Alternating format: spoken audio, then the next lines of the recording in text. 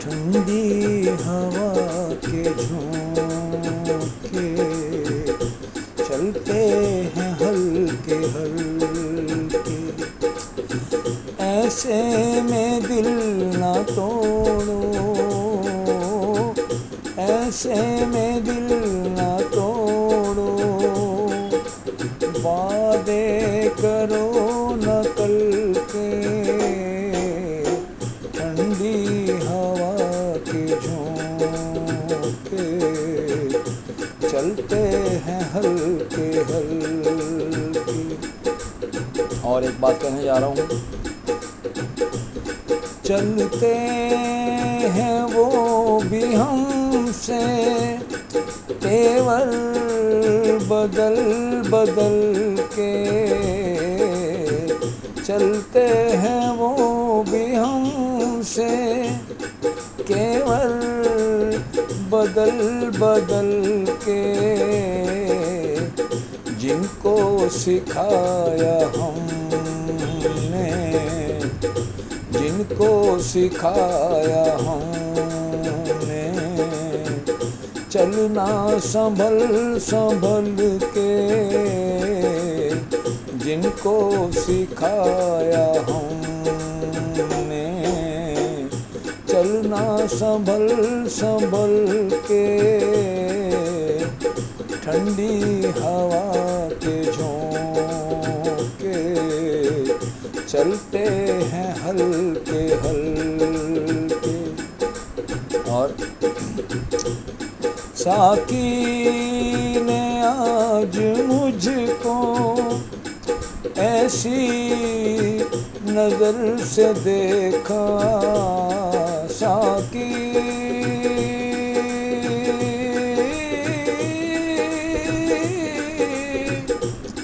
साकी साकी ने आज हमको ऐसी नजर से देखा, मौसम हुआ गुलाबी, मौसम हुआ गुलाबी, रंगीन जाम छलके ठंडी हवा के झोंके। और बिस्तर की सिलवटों से महसूस हो रहा है,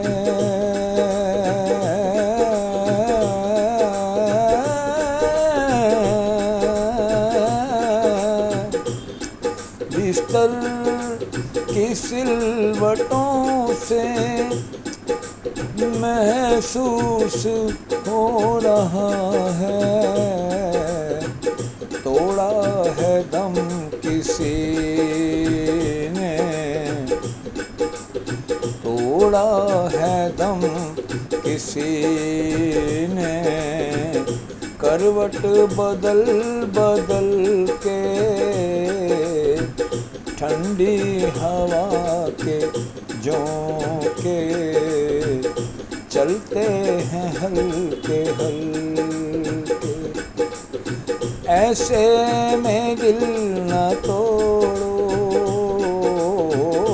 ऐसे में दिल न तोड़ो, और वादे करो न कल के, ठंडी हवा के झोंके चलते हैं हल्के हल्के, चलते हैं हल्के हल्के, चलते हैं हल्के हल्के। बहुत बहुत धन्यवाद आप सबका। दोस्तों मैं आपको बताना चाहता हूँ, जिस दिन हमारे पंकज उदास जी की अंतिम क्रिया थी, मैं उस वक़्त पद्म श्री अनूप लोटा जी के घर पे था।